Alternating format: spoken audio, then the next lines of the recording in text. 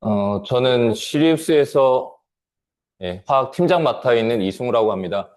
물리대회하고 화학대회, 이번 겨울에 있을 물리대회랑 화학대회와 관련된 설명을 좀 드릴 거고요.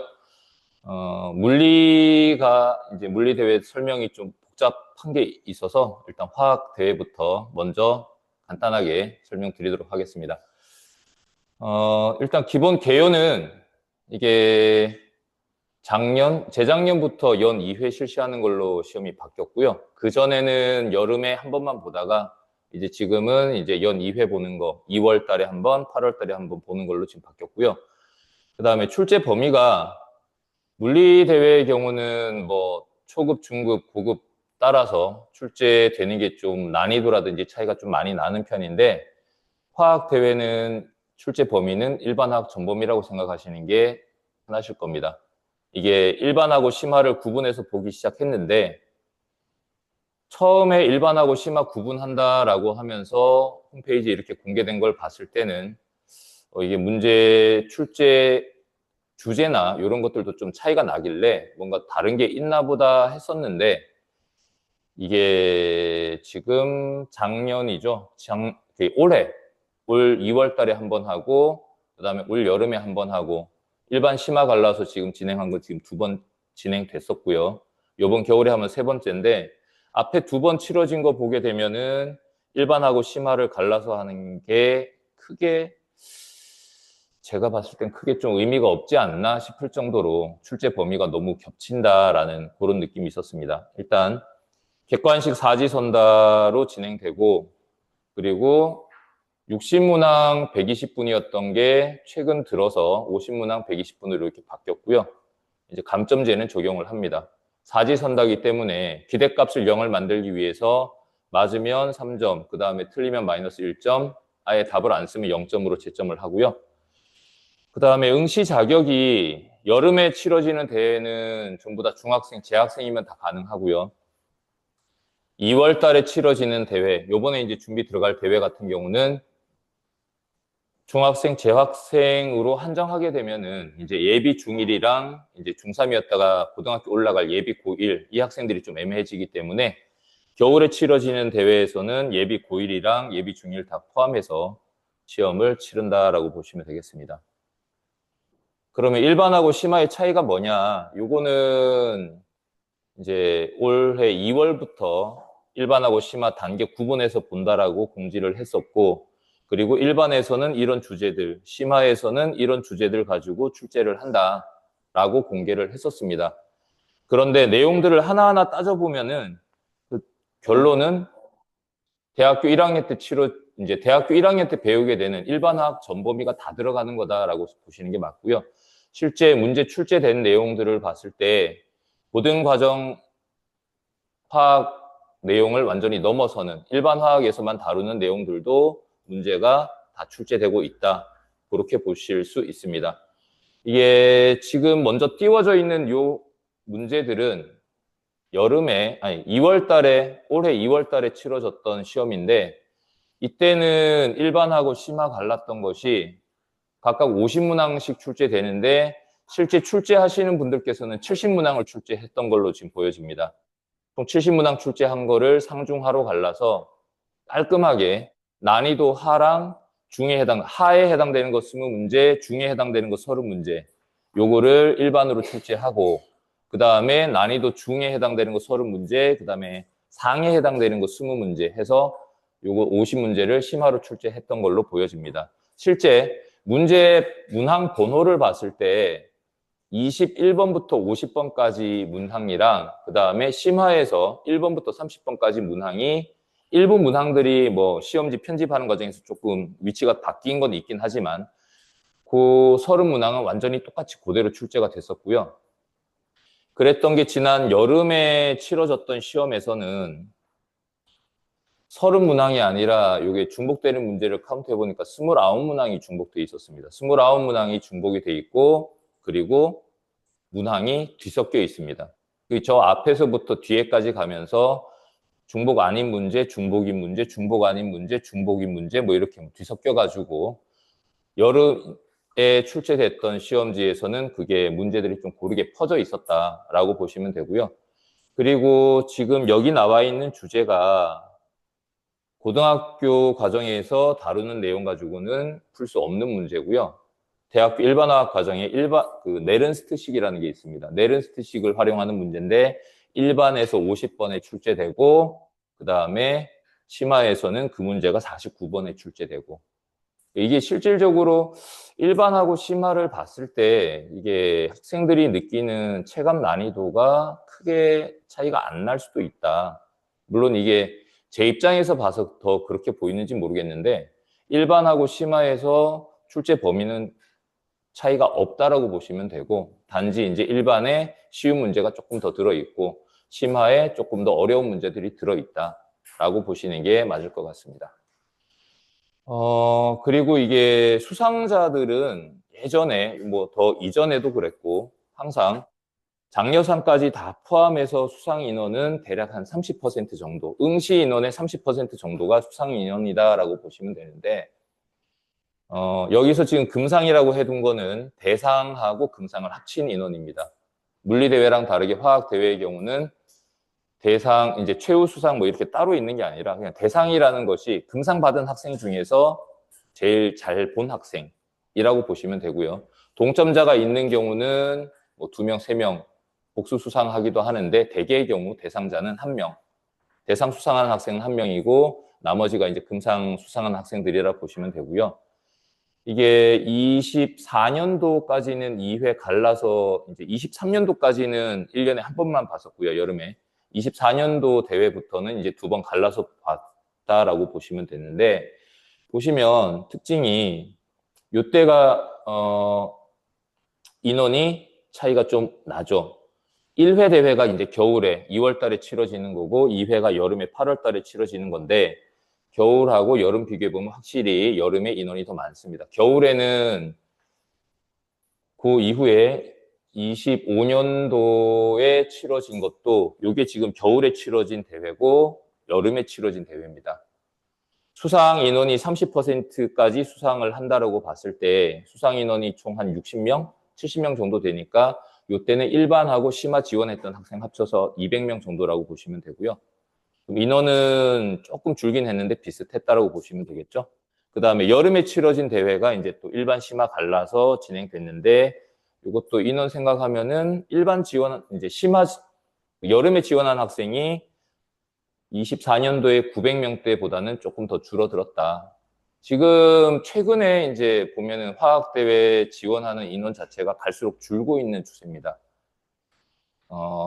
이런 상황에서 제가 그 중학생 화학대회를 보시라고 말씀드리는 게 뭐 어떻게 보면은 별로 남들도 안 보는데 우리가 꼭 해야 되나라는 생각을 하시기 쉽습니다. 저도 그거를 화학대회를 이게 꼭 대놓고 이게 어떤 입시라든지 이런 걸 준비하는데 직접적으로 어떤 큰 도움이 되거나 해서 화학대회를 준비하도록 보내드리는 건 아니고요. 화학을 이제 조금 더 깊게 공부를 해두면 이게 이후에 이제 고등학교 진학이라든지 그 후에 더 나가서 이제 대학 진학까지 생각했을 때 좀 길게 봤을 때 도움이 된다라는 걸 말씀드리려는 거고요. 이게 아무래도 당장 더 급한 게 있으면 우선순위가 밀릴 수밖에 없다는 것 저도 그건 이해는 합니다. 저도 만약에 제가 아이가 있고 그 아이가 뭐 중학생이고 뭐 고등학교나 이제 앞으로 입시나 이런 걸 생각한다면 학생 상황에 따라서 이제 여유가 되면은 하라고 권하고 그렇지 않으면은 좀 다른 거를 더 급한 걸 먼저 하라고 시킬 그런 상황이라 보시면 되겠고요. 일단 이게 왜 필요하냐 하면은 뭐가 좋으냐인데 일단 영재고 과고 입시에 직접적인 도움은 없습니다. 이거 뭐 수상한다고 해서 뭐 특별히 수상자 특별 전형으로 뽑는다거나 이런 것도 전혀 없고 이게 준비했을 때 화학대회 열심히 준비해서 금상을 받았다, 대상을 받았다라고 하는 게 영재고 입시에 직접적으로 도움되지도 않고요. 왜냐하면 이게 출제 범위도 너무 다르고 시험 유형이 너무 다릅니다.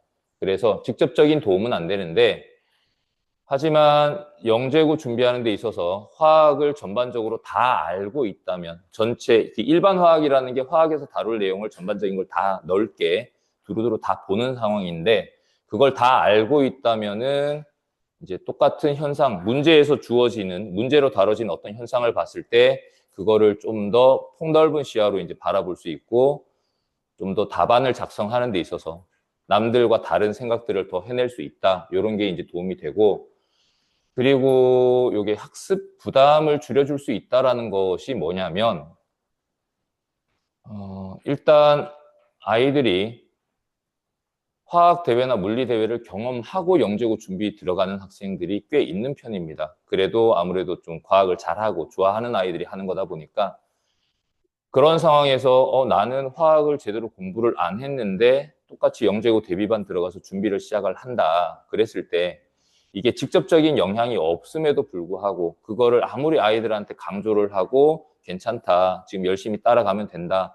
아무리 그거를 달래도 주변에 다른 친구들이 했는데 나는 안 했다라는 것 때문에 괜히 주눅 들고 불안해하는 게 큽니다. 그게 이제 심리적으로 주눅이 들어가지고 막상 공부를 해서 충분히 더 끌어올릴 수 있는 아이들도 겁을 먹고 좀 망설이고 주저하는 것들을 자주 보게 되거든요. 그래서 그런 점에서는 시간 여유가 될 때 이제 영재고 준비 본격적으로 들어가기 더 전에 시간 여유 될 때 어느 정도 좀 공부를 해두면 수상 여부를 떠나서라도 공부를 좀 해두면 도움이 될 거다라는 거고 그 다음에 영재고 내신 관리 이 부분은 뭐 일반고 들어간 학생들도 마찬가지입니다. 중학교 때랑 다르게 고등학교 들어가면은 수행평가부터 해서 해야 될 활동들이 훨씬 더 많이 늘어나는 걸로 알고 있습니다. 아이들이 시간을 어떻게 잘 활용할 수 있느냐가 문제인데 특히 이제 영재고 과고 들어가게 되면은 일반고에서 고등학교 2학년, 3학년 과정에 2학년, 3학년 과정에서 마칠 과학 내용을 1학년 때 다 마친다고 보셔야 됩니다. 그래서 그거를 하고 2학년, 3학년 올라가서는 더 심화된 것까지 공부를 하게 되는데 그때 그 공부를 처음 시작을 한다라고 한다면 안 그래도 할 게 많은데 그 공부 다 따라가기는 무리가 있다. 심화된 것까지 공부를 해야 된다는 걸 생각하면은 시간 여유가 될 때 미리 공부를 좀 해볼 수 있으면 한번 경험해 보는 게 좋을 거다라는 거고 그리고 뭐 입시 제도도 바뀌고 뭐 다양한 변화가 생기는데 개인적으로 하는 생각이 뭐냐면 입시 제도가 어떻게 바뀌든 본인 실력이 충분히 갖춰져 있다면 어떤 형태로 시험을 받고도 잘하는 애들은 잘하더라 라는 거거든요. 그래서 충분히 실력을 갖춰 놓으면 도움이 되지 않겠냐. 특히 일반고에서 아이들이 수능이나 이런 거 내신 잘 받기 위해서 수능에서 점수 잘 받기 위해서 그쪽에 해당되는 것들만 공부하고 화학이나 물리 좀 더 심화되는 것들에 대해서 공부를 좀 덜 할 경우에 막상 그리고 나서 수능까지 치르고 나서 대학교 이제 논술이라든지 면접을 준비하는 단계 가서 나는 저거 공부해 놓은 게 없는데 이거를 하려니까 너무 막막하다. 아무것도 모르는 상태에서 심화 내용까지 봐야 되는데 그거는 한계가 있다. 이제 그런 거 생각한다면 이제 조금이나마 좀 더 시간 여유가 있을 때 진행하는 게 어떻겠느냐. 그리고 좀 더 효율적으로 공부를 하기 위해서 중간중간에 좀 짧은 단기적으로 어떤 가시적인 목표를 좀 설정할 필요가 있는데 그런 차원에서 화학 대회를 한번 경험해 보는 게 좋지 않겠냐. 뭐 이런 정도로 말씀드릴 수 있겠고요. 일단 이게 지금 통합과학부터 시작해서 일반 선택, 그다음에 진로 선택 이렇게 나오는 거, 그리고 그 중등 우리나라 교육 교과 과정 이제 고등 교과 과정 바깥의 범위, 일반화학 범위엔 들어가지만 우리나라 교육 과정에 빠져 있는 내용들 포함해서 이제 쭉 주제들을 몇 개 나열을 해봤고 이게 화학 대회 준비를 하게 되면 이거 전체를 다 해야 된다라는 거죠.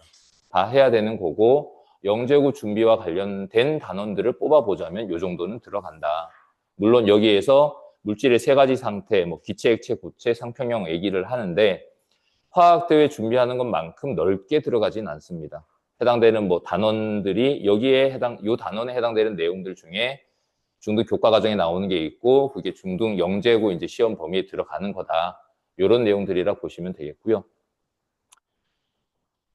그다음에 이제 영재고에서 심화 과목들 한다. 1학년 때 진행되는 게 화학 1, 2라고 보시면 됩니다. 이게 우리나라 일반고에서는 고등학교 과정에서 2학년, 3학년 때 진행하는 화학 내용 전부 다 포함하고 있다고 보시면 되고 2학년, 3학년 올라가게 되면 더 심화된 과목들까지 화학 3, 화학 4 이런 것까지 하고 더 나가서 고급 화학 뭐 이런 것까지도 하게 되는데 이거를 아예 공부를 안 하고 있다가 고등학교 입학해서부터 따라가겠다라는 거는 현실적으로 불가능하지 않냐. 그래서 그런 것들까지 생각한다면 준비를 해보는 게 좋을 거다라는 거고 그 다음에 시간 내기가 어렵다. 그냥 학과 공부만 하는 게 아니라 이런 연구 활동이라든지 다른 활동해야 될 것들이 많아서 시간 활용 차원에서 미리 여유될 때 좀 공부를 해보자라는 거고요. 그 다음에 요거는 대학 뭐 면접, 수시에서 이제 면접, 구술고사 이렇게 치러지는 거에 대한 문항들인데 이런 내용들 뭐 주기율표가 나오고 주기율표와 관련돼서 어떤 이게 화학 결합과 관련된 이야기를 다루는 거거든요. 화학 결합의 세기, 이온 결합의 세기, 그 다음에 금속 결합의 세기, 그 다음에 이온화 에너지 이런 내용들이 고등 과정에서 화학 1, 2를 충실하게 한다면 배우기는 합니다. 배우기는 하는데 학생들이 이거를 모든 과목을 다 그렇게 탄탄하게 공부를 한다면 다행인데 실제 학교 교과 과정에서 수능에 좀 더 집중하고 내신이나 수능에서 점수 받기 좋은 것들을 선택하다 보니까 미처 다 공부를 못하고 이런 면접 준비를 들어가는 상황이 생긴다라는 거죠. 그런 것이 이제 이런 것들이 다 화학 대회에서 문제 유형은 좀 다릅니다. 이거보다 문제를 좀 더 단순하게 다루긴 하는데 문제 풀어나가는 것, 주어진 자료라든지 문제 푸는 거라든지 이런 것들은 거의 동일한 형태로 화학 대회 문제에서 치러진다라고 보시면 되고요. 요거는 또 25학년도 거 이제 추가로 또 더 넣어봤는데 오비탈 어쩌고 저쩌고 얘기 나오고 이온화 에너지 얘기 나오고 하는 것들 이런 것들이 다 화학 대회를 준비할 때 충분히 연습이 되는 문제들이다라고 보시면 되겠습니다. 그럼 저희는 이제 화학 대회 준비하는 과정은 어떻게 진행되냐? 일단은 기본적으로 고등학교 교과 과정에 해당되는 화학 내용 그리고 여기 약간 더 플러스 알파가 되긴 합니다. 플러스 알파를 해서 올림피아드 화학이라는 과정을 진행하는데 요거는 바뀔 과정입니다. 올 겨울부터 올림피아드 화학 과정이 총 3단계로 10회, 9회, 9회에서 총 28회 수업으로 되고요. 지금 현재 진행 중인 올림피아드 화학 과정은 2단계인데 11회, 17회로 진행되고 있습니다. 그렇게 해서 개념 학습하는 과정을 거치고 이게 끝난 학생들이 이 개념 학습이 끝난 시기에 따라서 복습하는 과정, 문제 연습하는 과정 이것들을 거치게 됩니다. 좀 일찍 끝나서 시간 여유가 있는 아이들은 개념 복습하는 과정 8회 거치고 이 과정에서 이 28회 동안 진행했던 거 28회 정도 하게 되면은 실제 중간에 내신 기간 휴강까지 포함해서 잡아보면은 거의 한 8개월 가까이 걸리거든요. 그렇게 되면은 앞에 했던 걸 아이들이 많이 까먹습니다. 그래서 문제를 본격적으로 들어가기 전에 빠르게 한번 개념들 싹 복습을 시키고 요 과정에서 이제 8회 만에 진행은 하는데 요때 이제 기출 문제들 연습이 들어갑니다. 기출 문제들을 각 단원당 한 30에서 40문항 정도씩은 연습하면서 기본적인 것들을 훈련을 시키고 그리고 시간 여유가 좀 더 되는 학생들은 파이널 과정 시작하기 전에 문제만 본격적으로 왕창 연습시키는 과정을 거치고요. 그리고 나서 마지막에 방학 때 파이널 과정을 하게 됩니다. 이번 겨울 대회 준비는 겨울 방학이 상대적으로 기간이 좀 길고요. 그래서 주 2회 수업으로 해서 12회 진행되는데 이거는 어디까지나 좀 예상치입니다. 아직 이번 겨울에 화학대회 날짜가 안 나왔습니다. 작년, 재작년 화학대회 날짜 기준으로 생각해 봤을 때 올해 화학대회 날짜는 아마 2월 14일 토요일로 예상이 되는데 거기 맞춰서 계획을 짠 거고 혹시나 뭐 날짜 변동이 있으면 수업 계획은 그때 가서 다시 좀 조정된 시간표가 올라갈 거다. 이렇게 보시면 되겠고요.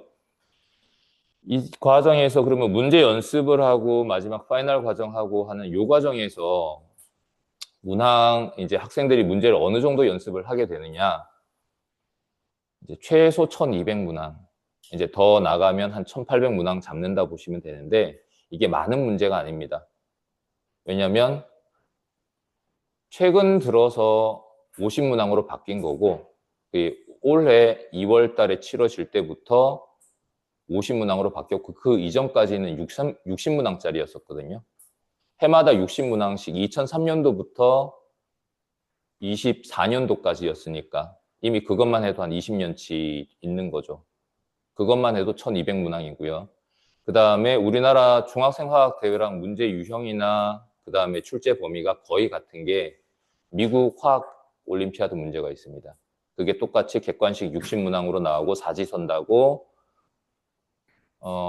그게 문제 난이도나 문제 출제 범위나 시험 유형이나 거의 동일하기 때문에 그거 번역한 걸 사용하는데 미국 화학 대회 문제는 미국 화학 올림피아드 문제는 지역 대회가 있고 그다음에 전국 대회가 있습니다. 이게 그럼 1년에 미국 것만 120문항이 오거든요.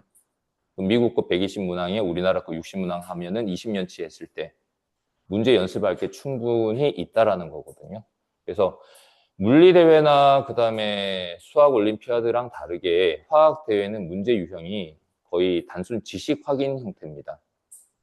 그래서 문제를 하나 풀어내는데 시간이 그렇게 많이 걸리지도 않고 60문항을 2시간 동안 본다, 한 문제 평균 2분이다라는 게 결코 부족한 시간이 아니라는 거죠.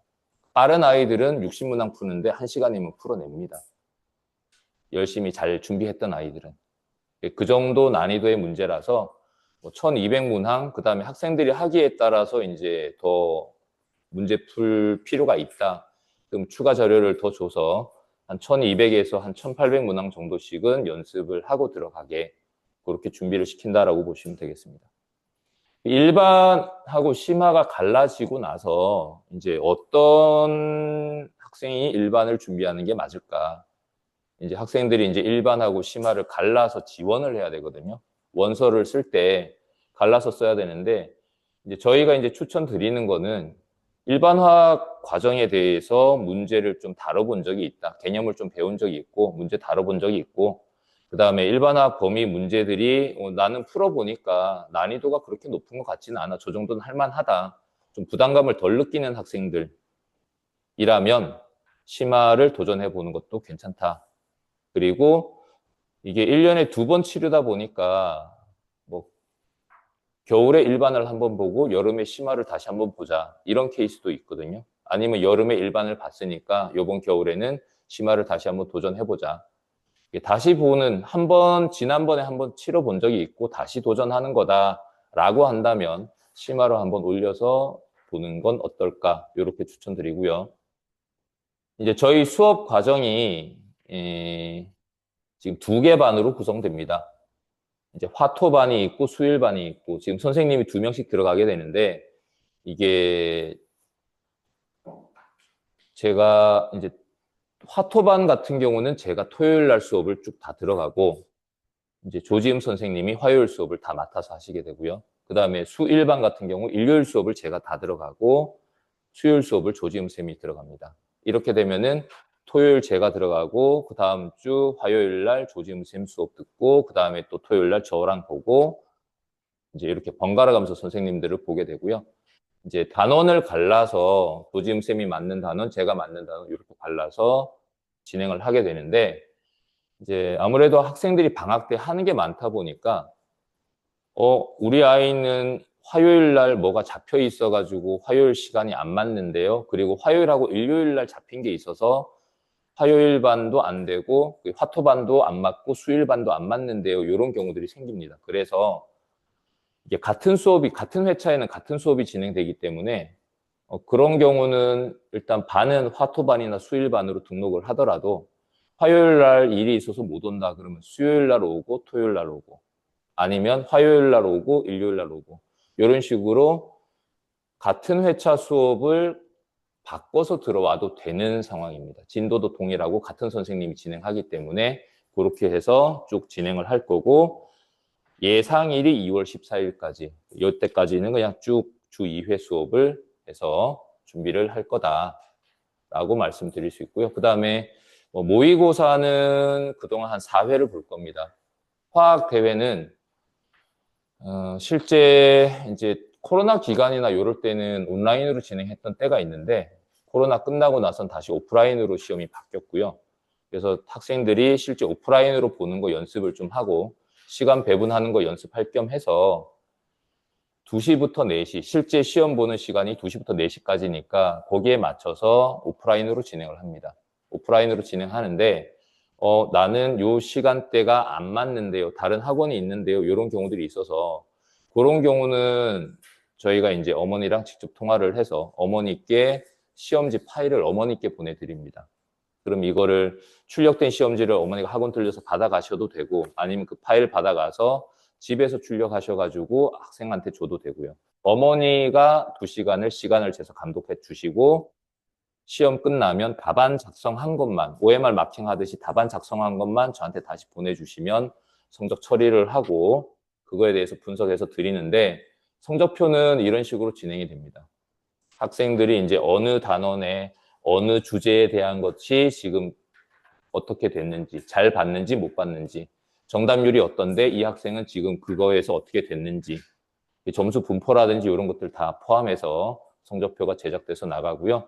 이제 정오표, 그 다음에 정답률 이런 거 다 체크된 것들이 제공이 되게 됩니다. 일단 화학 대회는 준비는 이렇게까지 말씀드리고요. 물리 대회 설명드리도록 하겠습니다. 감사합니다.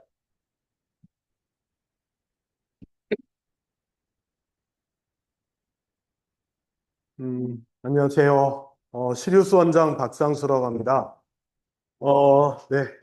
제가, 지난주에 원래 그 물리화학 설명회를 제가 물리 파트를 지금 진행을 하려고 했었는데, 살짝 몸이 안 좋아가지고, 그때 약간 드리려고 했던 부분들, 말씀들도 초반에 좀 잠깐 말씀을 드리고, 물리대회에 대해서 말씀을 드리도록 하겠습니다. 일단은, 저는 이제 좀 약간 여기서부터 먼저 출발을 하고 싶은데, 학생들이 이제 물리를 공부하는데 도대체 물리가 뭘까? 물리를 뭘까?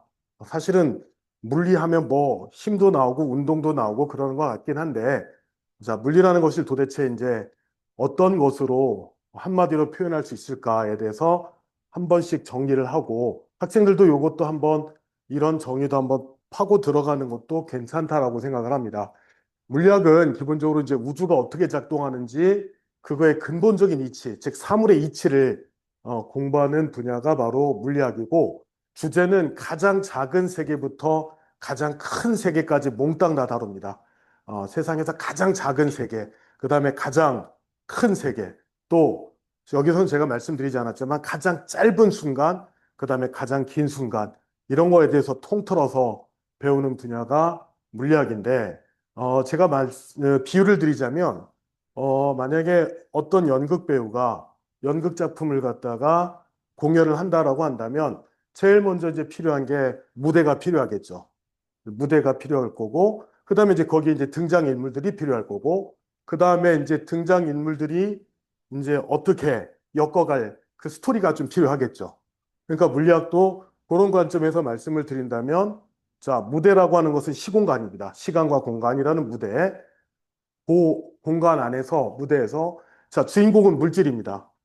물질이라고 하는 것은 우주에 존재하는 물질들은 다 여기에 해당이 됩니다. 그 다음에 그게 이제 스토리를 만들어야 되는데 그 스토리의 배경이 되는, 이제 매개가 되는 것들이 바로 힘이나 에너지라는 겁니다.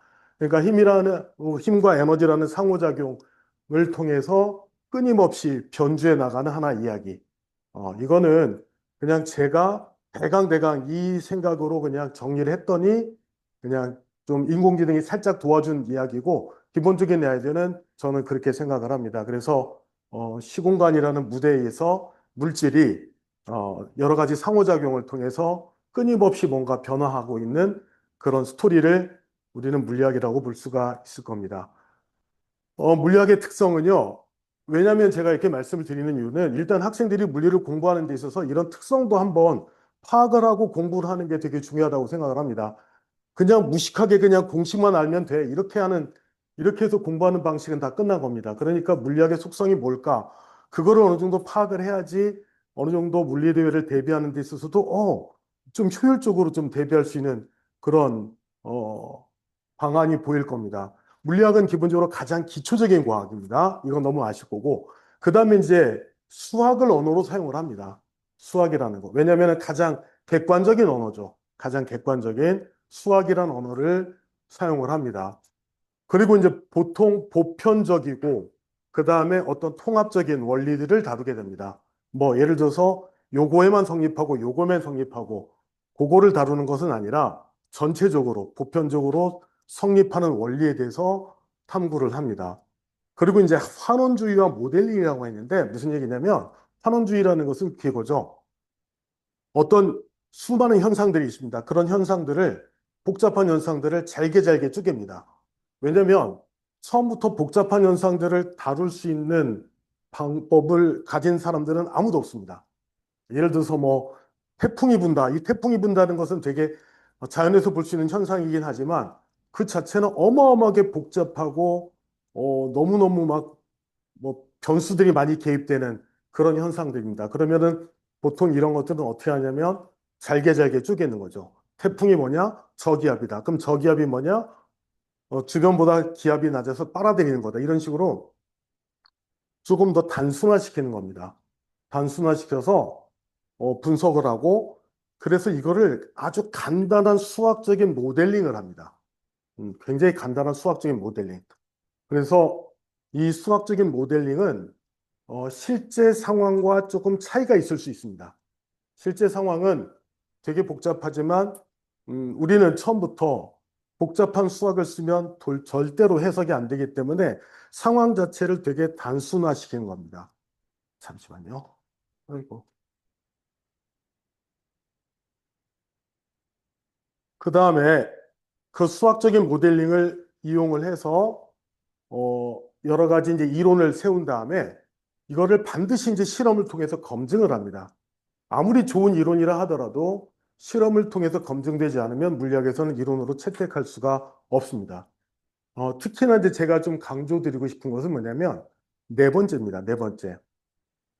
모델링입니다. 왜냐하면 고등학교 수준 또 대학교 수준까지도 마찬가지인데 기초적인 물리학의 내용들을 배우게 되기 때문에 저희가 다루는 고등학교 물리, 대학교 물리학의 기초적인 내용들은 다 아주 단순한 모델링을 한 겁니다.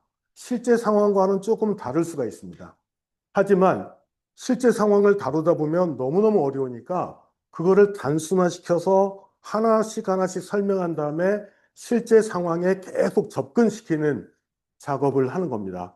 그렇기 때문에 저희가 배우는 물리학, 특히나 고등물리학 쪽은 약간 단순화된 그러한 수학적인 모델링을 사용했다는 점을 말씀드리겠습니다. 아우, 제가 좀 네, 물 좀 잠깐만 주시겠어요? 아이고, 네, 잠시만요. 네, 갑자기, 네, 죄송합니다. 그래서 이제 실제로 이제 물리학에서 쓰는 가장 중요한 기법 중에 하나가 선형근사입니다. 선형근사. 선형이라는 거 하는 것은 이게 직선입니다. 직선. 영어로 리니어하다는 뜻인데 직선입니다. 그리고 근사입니다. 왜냐면은 자연의 실제 상황을 그대로 적용시킬 수는 없으니까 아주 근사를 하는데 그럴듯하게 근사를 합니다. 그리고 가장 우리가 수학적으로 표현하기 쉬운 함수는 1차 함수죠. 그러니까 1차 함수로 모든 식들을 대강을 근사시키는 작업을 우리가 선형근사라고 합니다. 그리고 선형근사가 의미가 있는 것은 어떤 특정한 상황에서는 굉장히 잘 맞습니다. 하지만 거기서 좀 벗어나면 잘 안 맞죠.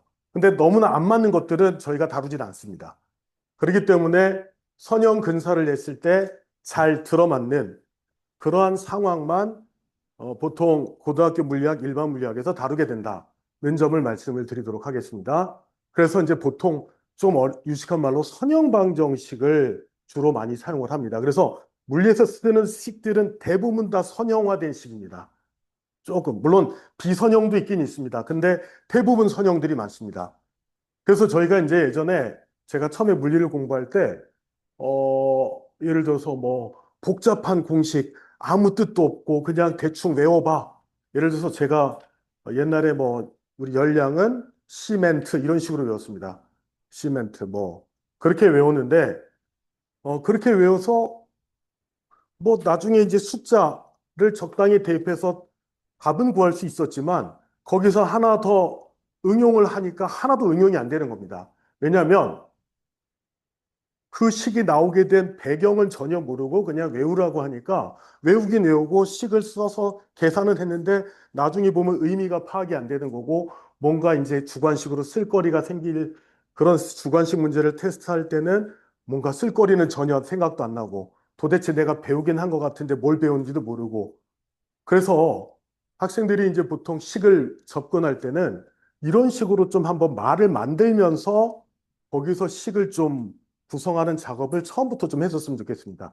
왜냐하면 물리학의 대부분의 저희가 배우는 식들은 되게 선형화된 식들을 쓸 수밖에 없기 때문에 되게 이런 구조로 식들이 구성이 되는 겁니다. 그래서 뭐 탄성력 크기 F는 X에 비례한다. 그렇죠? 근데 비례상수를 이제 K라고 합니다. 이런 식으로. 그럼 그냥 단순 F는 KX라고 딱 외우지 마시고, 아, F는 X에 비례한다. 그러면 이제 그 상황을 이제 머릿속으로 그려지겠죠? 그러면 이제 그 상황이 정말 맞는지 안 맞는지 한번 되새겨보고, 아, 이런 뜻이구나. 이런 뜻이구나. 에헤이. 이게 주석을, 네, 잠시만요. 이 주석을 다시는 분들이 계셔가지고,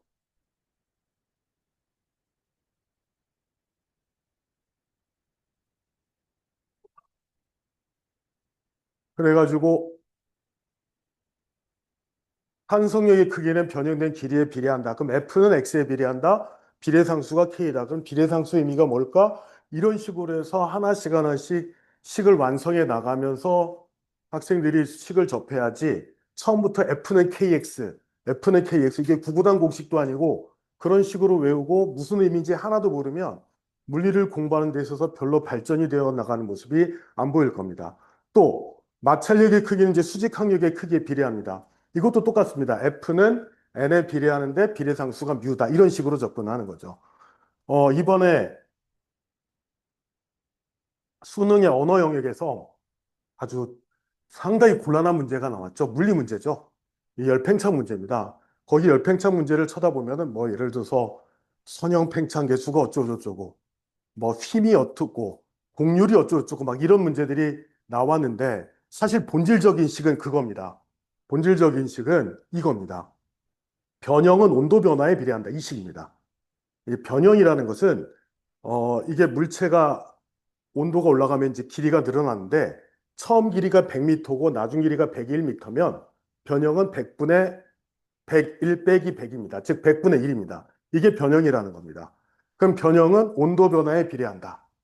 그럼 이제 거기에 비례상수가 들어가는 게 알파라는 선팽창 계수라고 하는 건데 이 식입니다.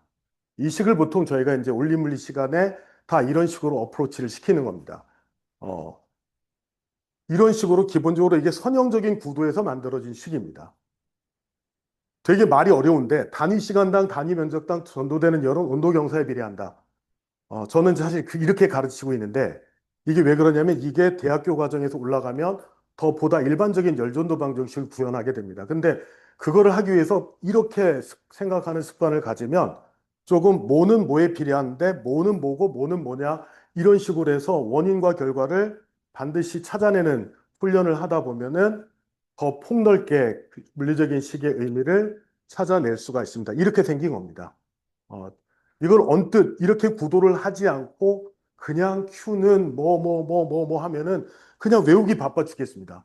이게 도대체 왜 식이 이런지도 이게 구별도 안 되고 근데 기본적으로 대부분의 물리식들은 기본적으로 선형화된 식으로 대개 구성이 되어 있기 때문에 그런 관점에서 한번 식을 다시 한번 들여다보면은 상당히 배울 수 있는 물리적인 의미도 많고 또 활용될 수 있는 식들도 많고 또 이런 베이스로 해서 하다 보면은 조금 더 어려운 수준의 물리학도 쉽게 접근이 될 수 있다는 점을 먼저 말씀을 드리도록 하겠습니다.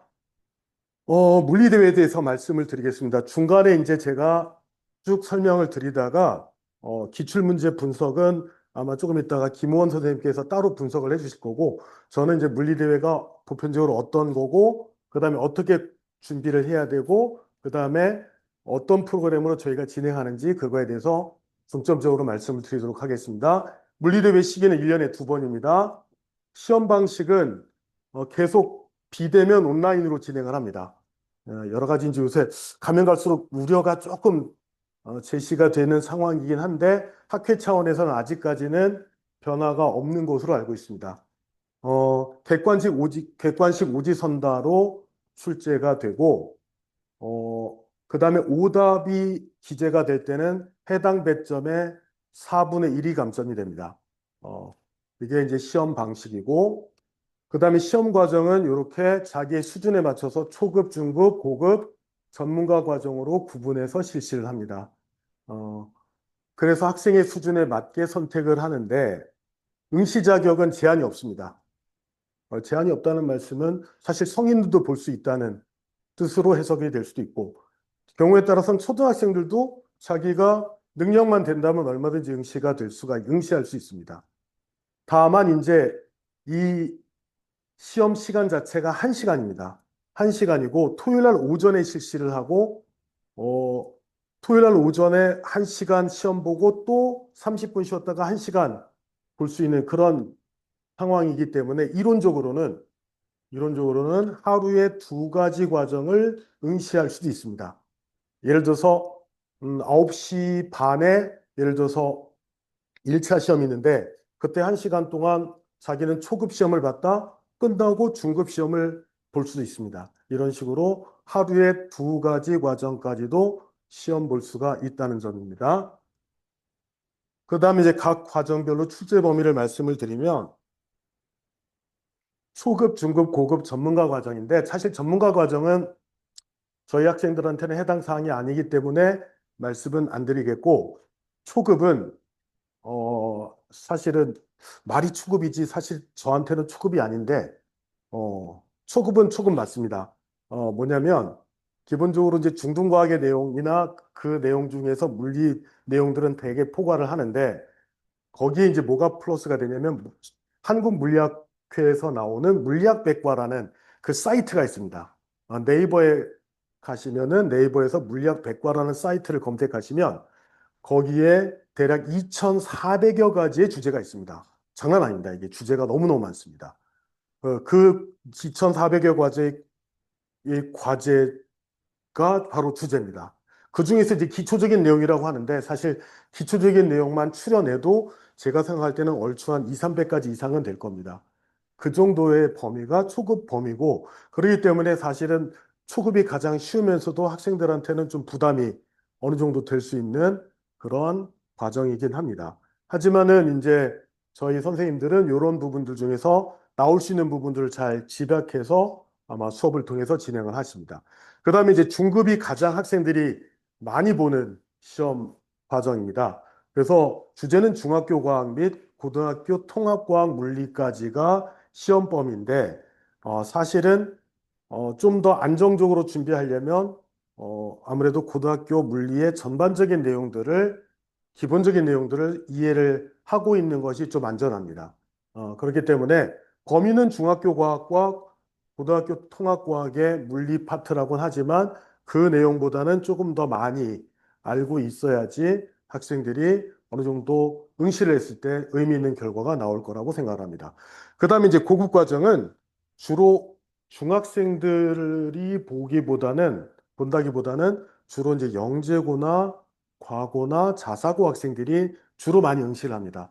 일반계 고등학교 학생들도 가끔씩 응시는 하지만 아무래도 응시하는 학생들이 대부분 영재고나 과고나 자사고 다니는 친구들, 특히 이제 일반 물리를 한 번씩 해본 친구들은 그냥 부담 없이 고급 과정을 응시하는 학생들이 꽤 많습니다. 그리고 중학생들 중에서는 저희들은 이제 중학생들을 대상으로 이제 고급 과정 반을 운영을 하는데 일반 물리를 어느 정도 수강한 친구들, 그런 학생들까지 여기에 응시를 해서 과정은 이제 고등학교 물리뿐만 아니라 대학교 일반 물리 과정을 포함하는 과정이 바로 고급 과정이고 그 과정 이상이 바로 전문가 과정입니다. 요거는 한번 보십시오. 여기는 TPL은 기본적으로 승급 단계가 있고 승급 기준 절대평가입니다. 그 다음에 그 중에서도 각 과정에서 가장 높은 등급에 해당하는 학생들 중에서도 상위권 친구들은 시상까지 합니다. 그래서 각 과정별로 해서 각 과정의 가장 높은 등급의 상위권 학생들은 이렇게 주어진 성적 순위에 따라서 대상, 최우수, 우수상 이렇게 시상을 합니다. 전반적으로 시상 기준에서 시상을 한 학생들의 비율은 그렇게 많지는 않습니다.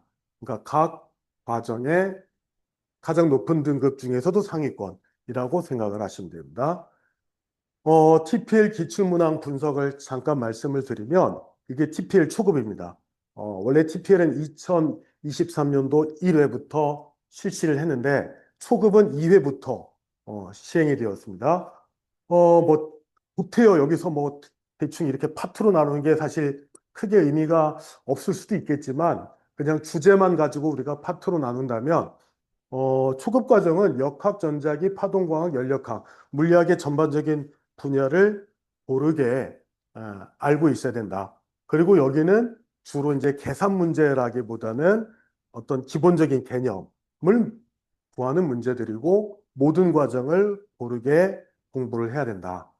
자, 중급 과정은 역학, 전자기, 파동광학, 연력학, 그리고 이제 기타를 제가 집어넣는데, 기타는 사실 전통적으로 역학, 전자기, 파동과학, 연력학에 해당이 되지 않고 통합과학의 어떤 에너지 부분에 나오는 내용들입니다. 그래서 그걸 기타라고 제가 그냥 분석을 해버렸는데, TPL 중급 과정의 특징은 가장 많이 출제되는 파트가 역학입니다.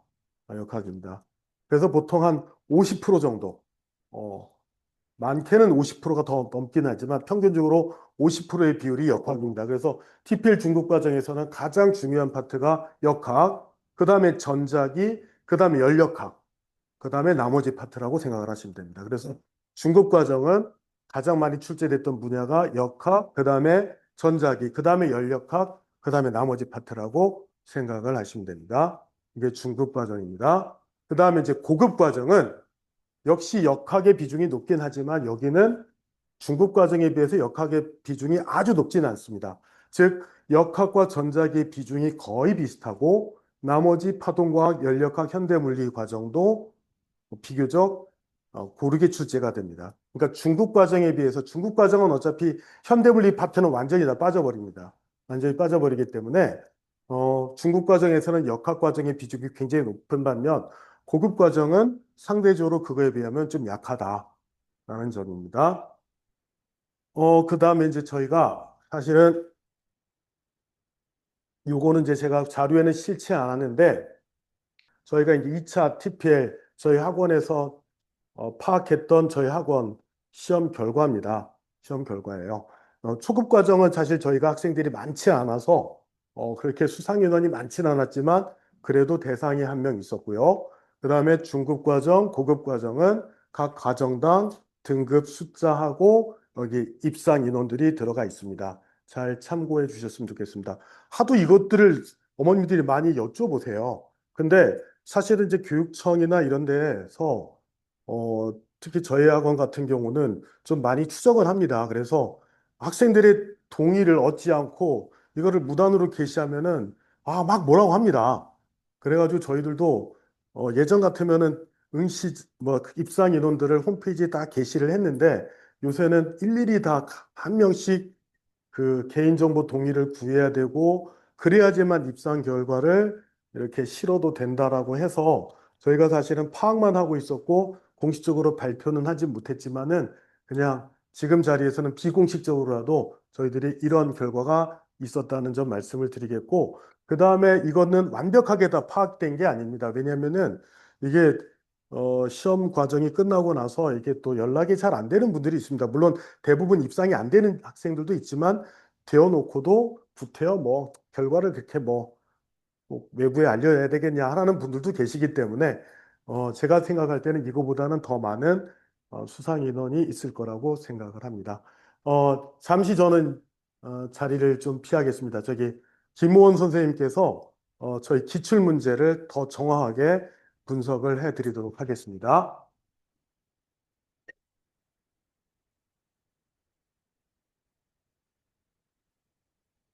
네, 안녕하십니까. TPL이랑 올림물리 담당하고 있는 김호원입니다. 먼저 초급부터 간단하게 분석해 드릴 거예요. 기본적으로 말씀드렸다시피 초급은 중등과학의 수준에서 대부분이 해결됩니다. 특히 뭐 보시면 알겠지만 이런 거. 전기가 뭐가 잘 통하냐? 금, 철, 나무 이런 것도 물어보고요.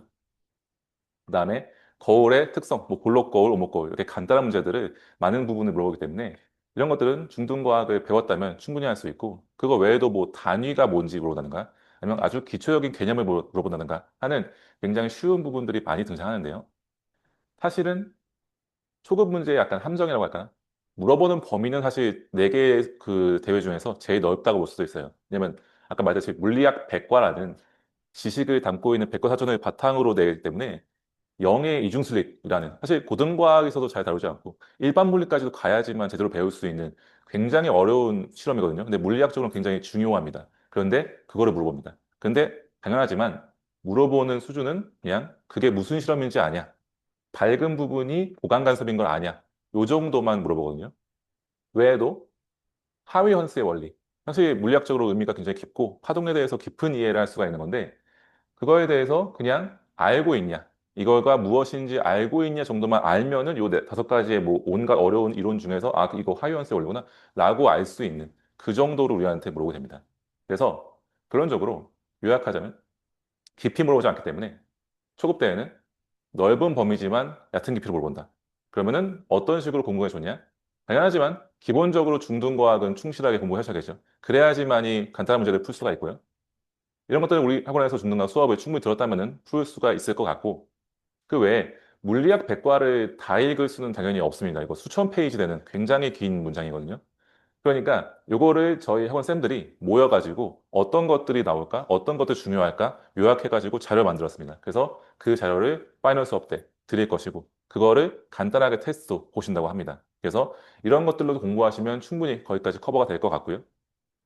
제가 제일 강조하고 싶은 것은 사실 이 모의고사예요. 모의고사는 네 번을 볼 건데 반드시 전부 다 응시하시는 걸 추천드려요. 어떤 대회를 보든 간에 저희 학원에서 모의고사를 어떻게 하느냐면 저희 물리학 담당하시는 모든 쌤들 다 모여가지고 진짜 몇 날 며칠을 문제를 마주 만들고 엄청나게 분석하거든요. 그러니까 이런 것들을 다 제가 앞서 말한 것을 모아 놓은 게 모의고사다라고 볼 수가 있어요. 그래서 저는 개인적으로 모의고사는 반드시 놓치지 말고 다 풀어보시는 것을 추천드립니다.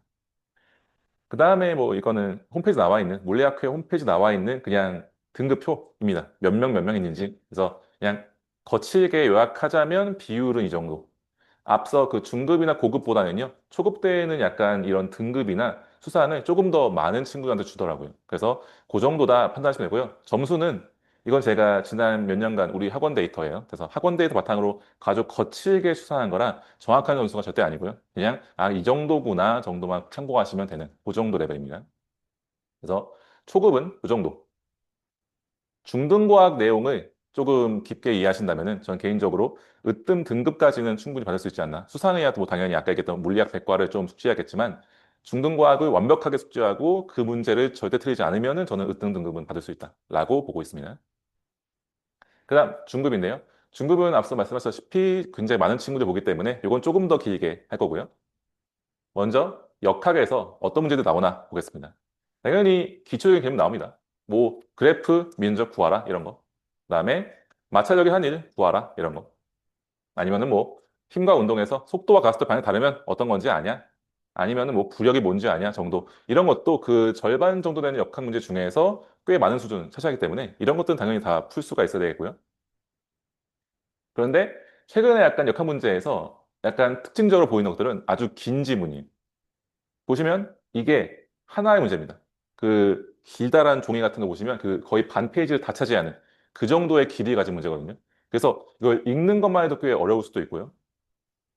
이번에 2회 때도 비슷하게 굉장히 길고 상황마다 굉장히 약간 달라가지고 많은 것들을 물어보는 문제가 나왔긴 했는데요. 이거를 만약 올림물리를 저희 수강한 친구들한테 천천히 얘기하면요. 사실 누구나 맞출 수 있는 어렵지는 않은 문제예요. 즉, 이 문제 보고 당황하지 말고 침착하게 읽은 다음에 아, 이거 뭐야? 그냥 역학적 에너지구나 라고 보시면은 충분히 해결할 수가 있으니까 긴 문제에 겁먹지 말라라고 말씀드리고 싶고요. 물론 그렇다고 해서 역학이 당연하지만 제일 중요한 부분이기 때문에 어려운 문제가 나오죠. 특히 이런 것들. 이런 것들 학생들이 처음 볼 수밖에 없는 문제고요. 요 왼쪽에 있는 그래프는 사실 올림물리에 나오기 때문에 다 알겠지만 그 그래프만 나오지 여기 오른쪽에 있는 이런 것들은 나오지가 않거든요. 그런데 이것들을 왼쪽에 있는 그래프를 보고 추론할 수 있냐. 즉 논리적으로 이게 그러면 이거일 수밖에 없겠다라고 추론할 수 있는 능력이 중요하고요. 당연히 기초적인 계산을 좀 더 정확하게 단계별로 상대 속도, 뭐 운동량, 보존 이렇게 해가지고 정확하게 계산하는 능력도 당연히 필요합니다. 이런 것들도 당연히 연습을 해야겠죠. 그래서 저는 그거 외에 역학 외에는 상당히 중급대에서 좀 힘을 빼고 출제를 한다라고 생각하고요. 특히 전자기하학은 몇 문제 나오지도 않지만 특히 나오는 것도 대부분 기초적인 문제. 예를 들면은 전동기. 이건 사실 중등과학 수준이거든요. 뭐 굳이 오른손 법칙만 알면서 풀 수 있는. 그리고 회로의 뭐 직렬, 병렬. 마찬가지로 어렵지 않게 나오는 부분이 많기 때문에 전자기학 파트는 어느 정도 조금 쉽다라고 할 수도 있고요. 오히려 조금 더 재밌는 거는 연력학 쪽 문제에서 나오게 됩니다. 특히 이런 거. 2025년 1회 때 문제인데요. 열 화상 카메라라고 하는 사실은 이건 뭐 우리가 사실 직접 보기는 힘든 그런 것들이죠. 그런데 보시면은 온도에 따라서 색깔 칠해놨구나 정도는 알 수 있고 오른쪽에 있는 사진과 비교해 보시면 사람의 모양이 왼쪽에 있는 색깔에서는요 사람이 잘 구분이 안 돼요. 그럼 무슨 말이냐? 주변 공기와 사람의 체온이 거의 비슷하다라는 것이고 그거를 추론을 통해서 기억이 맞냐 틀리냐라고 물어보는 그 외에도 뭐 전도 대를 복사 같은 기초적인 연력학 계산들을 할 수 있느냐라는 것도 당연히 우리가 뭐 비하 계산 같은 것도 들어있기 때문에 이런 것들이 연력학에서 간단한 계산이나 혹은 실생활에서 처음 나오는 문제들을 좀 볼 수 있는 그런 거라고 보시면 되겠고요. 그리고 마지막으로 파동과학은 정말 한 지난 몇 년간 제일 쉽게 나오는 그야말로 중등과학 수준으로 빛의 삼원색 이런 거를 알고 있냐. 뭐 빨강, 초록 섞이면 무슨 색이 나오냐. 혹은 뭐 그 볼록 렌즈, 오목 렌즈가 무슨 산을 만드냐. 이런 것들 굉장히 기초적인 문제만 파동과학에서는요 계속 그렇게 출제가 됐습니다. 몇 문제 나오지도 않고요. 그래서 이번에 최신 문제인 파동에서도 마찬가지인데요. 네, 약간 읽다 보면 조금 쎄한 부분이 있는데 지금까지 사실 나오지 않았던 흡수선, 방출선이라고 하는 좀 어려운 단어가 나왔어요. 물론 올림물리 수업을 들은 친구들은 이게 뭔지 알 겁니다. 원자의 에너지 준위가 있기 때문에 어떤 특정한 파장의 빛만 흡수하고 방출할 것이다 라는 거 다 알고 있기 때문에 이거는 당황을 하지 않았을 텐데 저희 이번에 대회 본 친구들이 가장 많이 약간 불만에 나오고 약간 놀랐다라고 하는 문제가 바로 요거 마지막 문제. 핵융합 문제입니다. 태양에서 수소 핵융합 반응이 일어나는 것을 알고 있냐? 중성자와 양성자 중에 뭐가 무겁냐? 질량과 에너지가 등가 있는 걸 알고 있냐? 철이 원자의 결합력이 높기 때문에 언제 만들어지는지 알고 있냐라고 하는 건데요. 이것만 보시면 굉장히 이거 뭐야 어렵다라고 생각할 수 있어요. 근데 사실 이것들은 통합과학에 전부 다 나온 내용입니다. 깊게는 안 나오지만 아까 얘기했던 흡수선, 방출선, 그 다음에 핵융합 과정에서 에너지, 그 다음에 철 원자는 사실은 태양보다 질량이 큰 별에서 저희 나중에 만들어진다라는 것이 아주 간단하게 가능하지만 깊이 들어가면 이건 한도 끝도 없이 깊어지기 때문에 깊게는 안 들어가지만 간단하게 소개되어 있거든요. 그래서 그런 것들을 알고 있으면 풀 수가 있었을 텐데 사실 그런 걸 몰랐으면 약간 놀랄 수밖에 없는 그런 문제가 요번에 거의 처음으로 제가 봤을 때는 나온 것 같습니다. 그래서 어떻게 공부하냐? 당연하지만 기본적으로 올림물리에 해당하는 고등한 과학 내용은 반드시 전부 다 숙지를 해야겠죠. 그래야지 아까 얘기했던 기초적인 문제라든가 어떤 계산 문제들을 풀 수가 있는 것이고요. 그리고 문제풀이 연습은 되어 있지 않으면 안 되겠죠. 당연히 문제풀이 연습을 해야 되고요. 그 다음에 아까 얘기했던 통합과학 내용은 저희 올림물리 수업에는 사실 포함되어 있지가 않기 때문에 저희가 이번 파이널 수업 교재 때 그 내용을 잠깐 집어넣을 계획입니다. 그래서 그 수업 정도만 들으시면 사실 통합과학을 뭐 따로 듣는 것보다는 그냥 파이널 수업 때 간단하게 언급하는 내용들만 숙지해도 충분히 풀 수 있는 수준일 것 같고요. 제가 개인적으로 강조하는 것이 추론 능력이거든요. 당연하지만 모든 문제가 다 알고 있는 문제, 알고 있는 형식의 문제가 아니기 때문에 당연히 생전 처음 보는 문제가 나올 겁니다. 근데 그런 문제에서 어떻게 해결하냐? 추론, 논리적인 추론인데 그 능력은 사실 아무리 수업을 막 듣는다고 해도 금방 느는 게 아니에요. 스스로 생각을 하고요. 제가 제일 중요하게 여기는 건 앞에 있는 그 선생님한테 질문하는 겁니다. 그래서 스스로 생각한 다음에 그게 왜 그러지라고 답이 안 나왔으면 질문을 하고 그 다음에 그 질문을 통해서 해결이 되었으면 다시 한 번 더 생각해보고 특히 제가 제일 좋아하는 건 이제 문제를 아이들한테 설명해봐라 라고 하는 건데요. 왜냐하면 그 아이들한테 설명을 해봐라. 이 문제 왜 그러니? 라고 물어보잖아요. 그러면은 직접 풀어가지고 답을 맞춘 문제도 설명하다가 저희 턱 막혀요. 이게 왜 그러지? 왜냐면 그 논리 과정이 A, B, C로 가는 게 아니라 그냥 간단하게 아는 것만 뭐 A, C니까 대충 뭐 D겠지라고 하고 넘어가는 것들이 꽤 있거든요. 근데 그럼 바로 그 부분이 자기가 잘 몰랐던 부분이라고 보면 돼요. 말하다가 턱 막히는. 그래서 저는 학생들한테도 항상 집에 가서 누구 앞에 두고 아니면 누구 앞에 없다? 그러면 혼자서라도 이 문제 네가 어떻게 풀었는지 설명해봐라 라고 하는 연습을 좀 시켜봐요. 그래서 저는 수업 시간에도 시키는 편이고요. 그런 것들을 하다 보면요. 자연스럽게 논리적인 추론 과정이 늘게 됩니다. 그래서 저는 항상 그것들을 조금 더 강조하고 싶고 그것들을 다 모아놔서 풀 수 있게 만든 게 저희 또 모의고사다 말씀드리겠습니다. 그래서 저희 모의고사 정말 열심히 만들었으니까 전부 다 풀어보시면 좋을 것 같고요. 그다음에 이건 중국대 그냥 아까 얘기했던 똑같은 표예요. 아까보다는 조금 더 비율 낮지만요. 이 비율 자체는 3년간 파악해본 결과 거의 변화는 없더라고요. 50% 정도의 학생들한테는 브론즈 등급 주고요. 그다음에 뭐 상위 25%한테는 골드 등급 주고 그중에서 잘 본 친구들 이렇게 1%, 5%, 뭐 25% 정도에서는 수상을 한다라고 보시면 되고요. 마찬가지로 점수는 아주 거칠게 추론하는 거니까 그냥 참고 정도만 하시면 되고 어, 올림물 내용을 완벽하게 숙지했다면 저는 개인적으로 골드 등급을 받을 수 있다라고 보고 있습니다. 그다음에 요거는 그냥 보시기만 하는데 점수는 별로 중요하지 않고요. 지금까지 대회가 쭉 진행되면서 중급 대회의 난이도가 어떻게 되냐를 간단하게 본 거예요. 처음 대회 2021년은요 정말 엄청난 수준이었습니다. 30점이 상위 50%였어요. 그러니까 우수상, 최우수상도 거의 50점, 70점일 정도로 굉장히 어려웠고 난이도가 말도 안 됐다라고 보시면 되고요. 당연히 이걸 내신 분도 알았기 때문에 난이도가 점점 쉬워져요. 등급 점수가 올라간다는 것은 쉬워지는 거죠. 근데 약간 사단이 난 게 여기 2028년 2회 때 이게 사실 쉽다 쉽다 보니까 너무 쉬워진 겁니다. 100점이 아니면 대상을 맞을 수가 없는 그런 정도의 시험이었어요. 특히 뭐 70점이 상위 50%니까 엄청나게 쉬웠던 거죠. 그래서 이거가 끝인가 했는데 사실은 그 다음에 있는 2025년 1회도 마찬가지로 쉬워가지고 100점이 대상, 뭐 하나 틀리면 최우수상 이런 식으로 아주 쉽게 나왔다고 해가지고 생각해서 아 쉽게 가려나 했는데 이번에 2015년 2회 때는요, 사실 살짝 조금 더 어려워졌습니다. 아까 얘기했던 계산 문제가 좀 추가가 되고 어려웠던 문제가 추가되면서 살짝 난이도가 올라간 것을 볼 수가 있어가지고 결국 우리는 준비를 다 할 수밖에 없다. 공부를 끝까지 하는 것이 맞다라고 결론 드리고 싶고요. 그 다음에 고급은요, 고급도 마찬가지로 그 고등과학 수제 문제도 나옵니다. 한 뭐 절반 정도라고 보시면 될 것 같은데 그냥 간단하게 전기력과 전기장이라든가 뭐 포물선 운동 이런 것들은 우리가 올림물리 때 충분히 하는 거라서 올림물리를 수강 학생되면 해결이 가능한 그런 문제라고 보시면 될 것 같아요. 근데 당연하지만 나머지는요. 일반 물리의 개념이 필요하겠죠.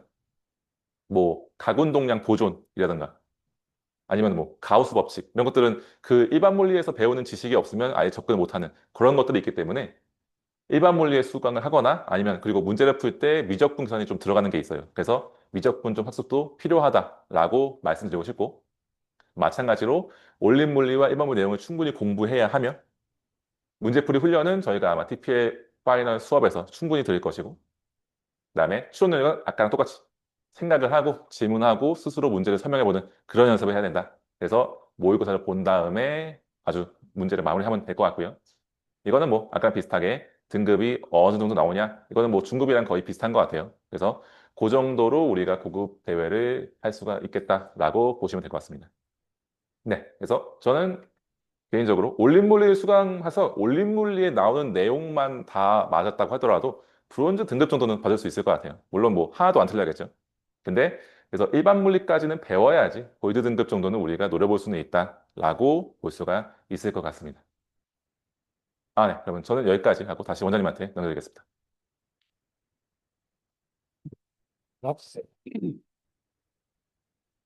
네, 이제 제가 마무리를 하도록 하겠습니다. 시간이 좀 많이 가가지고 좀 빨리빨리 말씀을 드리도록 하겠습니다. 자, TPL을 이제 왜 준비를 해야 되는가, 또는 TPL을 준비했을 때 어떤 효과를 기대할 수 있는가.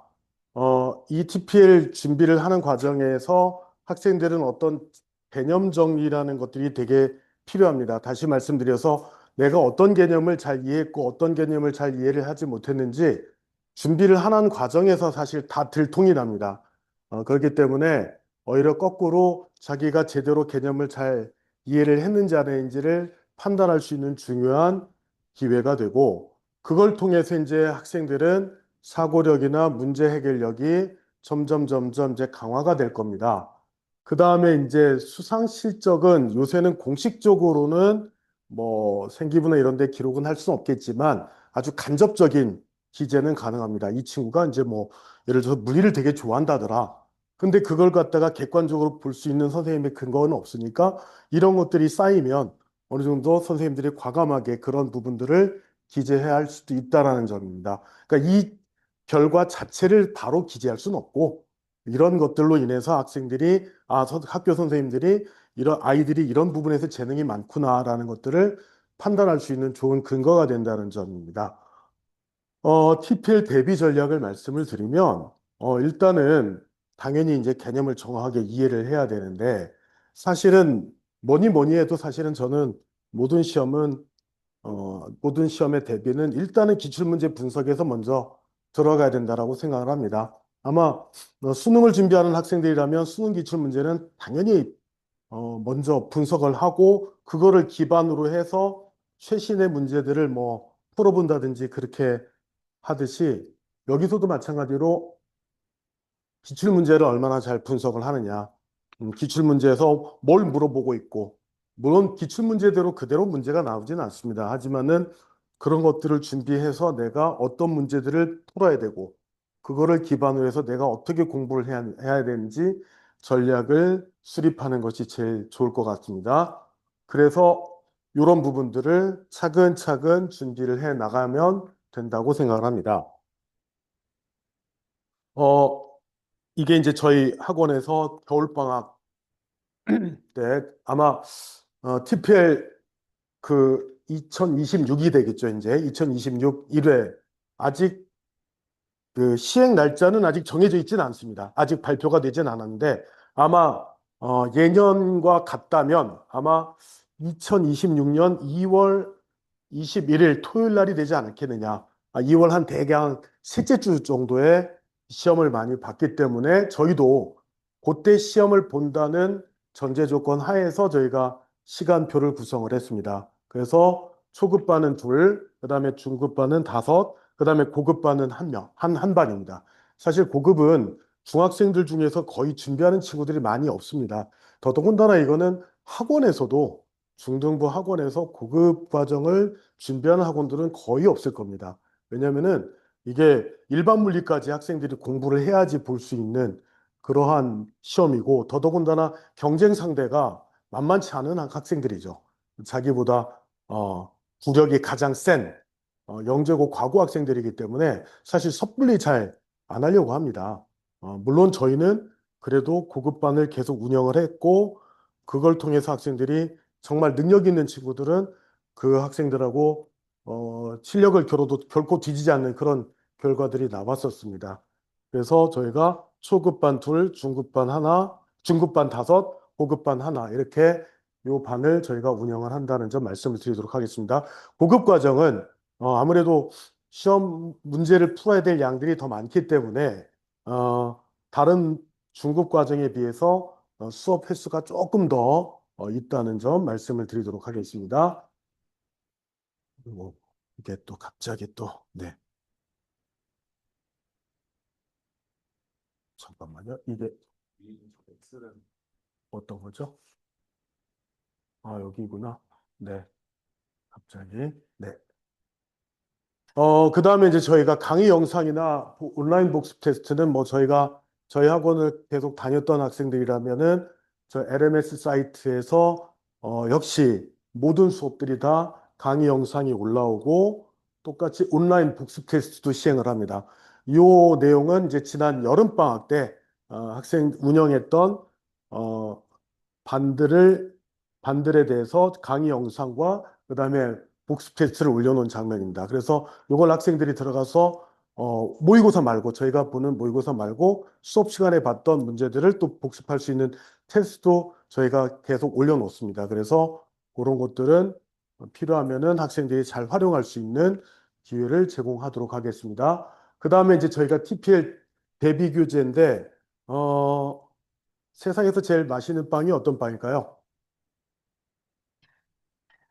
가장 맛있는 빵은 오늘 갓 만들어진 가장 따끈따끈한 빵입니다. 다시 말씀드려서 세상에서 가장 학생들이 풀었을 때 가장 건강한 상태를 유지할 수 있는 문제들은 계속 문제들이 업그레이드 돼가지고 마치 갓 만들어진 빵처럼 이루어진 그 문제들이 가장 학생들한테 건강한 문제들이라고 생각을 합니다. 그래서 저희도 아직은 저희가 TPL 대비 교재는 매해 매번 할 때마다 1년에 2차례 할 때마다 계속 바꿔 나갑니다. 물론 100%다 바꾸긴 너무 어렵습니다. 하지만은 웬만하면 전에 썼던 자료들은 100% 쓰진 않고 어느 정도 교체를 하고 또 이번에 이제 뭐 여러 가지 시험 문제에 있어서 특이 사항이 있으면 이런 것들을 얼마든지 그때그때 반영하기 위해서 저희가 계속 교재를 업그레이드를 하고 있습니다. 그래서 아직 저희가 파이널 시간이 좀 남아서 그런진 모르겠는데 어쨌든 저희가 아직 교재를 아직 다 만들지 못했습니다. 하지만은 이러한 경향을 반영하면서 저희가 교재를 제작을 하겠다는 점 말씀을 드리도록 하겠습니다. 여기 나와 있는 교재는 저희가 여름방학 때 썼던 자료입니다. 뭐 이런 패턴으로 나가긴 나가겠지만 문제 구성이라든지 아니면 여러 가지 내용들이 변화가 있을 수 있다는 점을 말씀을 드리도록 하겠습니다. 그 다음에 온라인 모의고사가 있습니다. 아까 김원 선생님께서도 말씀을 하셨다시피 저희 학원의 가장 큰 장점 중에 하나가 또 모의고사를 자체 제작을 하는데 매번 자체 제작을 합니다. 매번. 이게 보통 귀찮은 일이 아닙니다. 사실은. 슬쩍 그런 유혹도 받습니다. 저희들도 이제까지 문제들이 많이 준비가 되어 있기 때문에 가장 좋은 거는 몇 년 전에 만들었던 문제들 몇 개 쓱싹쓱싹 해가지고 딱 내놓으면 너무 편하죠. 너무 편하죠. 근데 그러면 저희들은 편할지언정 학생들의 실력을 향상하는 데는 별로 도움이 되질 않습니다. 그래서 모든 문제들은 원칙적으로 다 모의고사를 통해서 저희가 출제가 됩니다.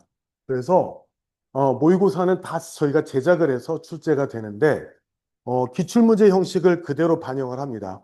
그래서 가장 최근에 봤던 기출문제 형식을 어느 정도 반영을 하고 그 다음에 적당한 비율, 그러니까 최근에 나왔던 문제들의 어떤 구성 비율도 어느 정도 감안을 하고 그래서 세미나를 통해서 최종적으로 저희가 모의고사를 출제를 합니다. 이렇게 했을 때 기대할 수 있는 효과는 어떤 효과냐면 첫째 이제 출제 문제의 일정 정도의 품질을 확보할 수 있습니다. 이게 말이 모의고사지 제가 솔직히 말씀드려서 다른 데서 보는 모의고사를 제가 어쩔 수 없이 본 적이 있는데 이건 너무 모의고사라고 하기에는 너무 미안한 다시 말씀드려서 이거 시중에 있는 문제들 적당히 베꼈구나라는 건 저한테 다 보이는데 그런 문제들도 있습니다.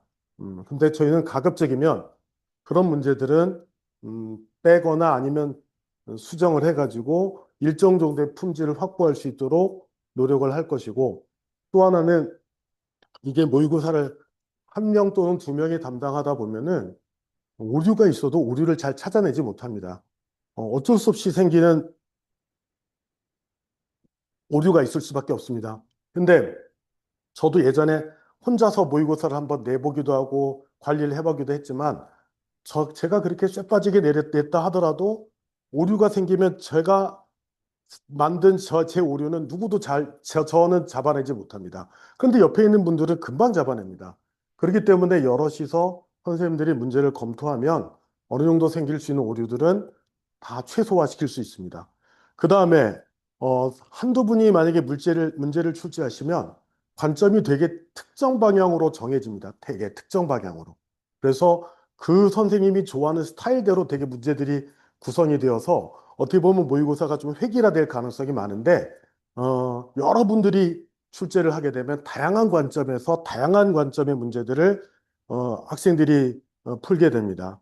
그 다음에 여러 가지 학습 흐름에 맞춘 전략적인 구상도 할 수 있습니다. 그리고 출제하시는 분들이 실제 수업을 해서 학생들하고 마주치면서 학생들하고 계속 인터랙션을 하는 그런 선생님들이기 때문에 현재 학생들의 수준 또 그런 것들을 감안해서 얼마든지 문제의 난이도를 조절할 수 있다는 점을 말씀을 드리도록 하겠습니다. 이 원칙은 제가 10년 전, 저희 학원에서 10년 전부터 계속 한 해도 빠지지 않고 저희가 지켜왔던 저희만의 원칙이라는 점을 말씀을 드리도록 하겠습니다. 이번에 이제 저희가 TPL을 담당하시게 될 선생님입니다. 초급 과정을 담당하시는 임성훈 원장님하고 김민정 선생님이 계시고, 중급 과정은 김우원 선생님, 이현주 선생님, 그 다음에 저 이렇게 담당을 하고, 그 다음에 이제 고급 과정은 저와 이성지 선생님이라고, 이분은 이제 혹시 아시겠는지 모르겠지만은 2000년대 중반, 2000년대 그 다음에 2010년대까지는 정말 너무너무 유명했던 미래영재라는 학원이 있습니다. 거기 원장님이셨습니다. 그래서 그 원장님이 지금 이제 그 학원을 정리하고 수업을 좀 줄이신 상황에서 다시 저희 학원에서 좀 수업을 하기로 합류를 하셔가지고, 고급 과정은 저와 이성지 선생님께서 같이 파트를 나눠서 수업을 진행하게 됐다는 점을 말씀을 드리도록 하겠습니다. 그 다음에 이제 마지막으로 말씀을 드리는 것은 이제 클리닉입니다. 학생들이 이제 뭐 수업을 받는 것도 중요하지만, 문제를 풀다 보면 아무래도 평소에 드러나지 않았던 자신들만의 허점들이 되게 많이 나타납니다. 이런 것들을 그때그때 잘 극복하는 것이 상당히 좋은데, 가장 좋은 것은 현장에서 선생님들하고 같이 문제를 풀면서 오류들을 그때그때 잡아내는 게 제일 중요하다고 생각을 합니다. 그래서 저희는 1월 5일 방학 기간 시작할 때부터 2월 20일, 아마 2월 21일 날이 아마 예상되는 PPL 시행 날짜라고 생각을 하기 때문에, 그때까지, 물론 중간에 이제 설 연휴가 있는데 설 연휴 때는 좀 쉬도록 하겠습니다. 그때를 제외한, 그래서 월요일부터 금요일까지는 저희가 담당 선생님별로, 저희가 요일별로 담당 선생님들이 지정이 돼서 이분들 주도하에서 학생들과 같이 문제 풀고, 모르는 것들은 저희가 질문을 받는 그런 시간들을 갖도록 하겠습니다. 그래서 저희가 여름방학 때도 이 클리닉 시간을 저희가 운영을 했는데, 정말 이용을 하는 친구들은 정말 잘 이용을 합니다. 그래서 그때 최대한도로 본인이 가지고 있던 여러 가지 오류들을 그때그때 잘 수정해서 그 물리 실력을 되게 향상을 시켰던 친구들이 꽤 있었습니다. 그런 것들도 학생들이 잘 활용을 하시면 도움이 될 것 같습니다. 제가 드리고자 하는 말씀은 여기까지고, 혹시 들으시다가 궁금하신 부분, 또 질문을 하셔야 될 부분들은 저희가 질의응답 시간을 통해서 지금 질문을 받도록 하겠습니다. 제가 일단 드리고자 하는 말씀은 여기까지입니다. 감사합니다.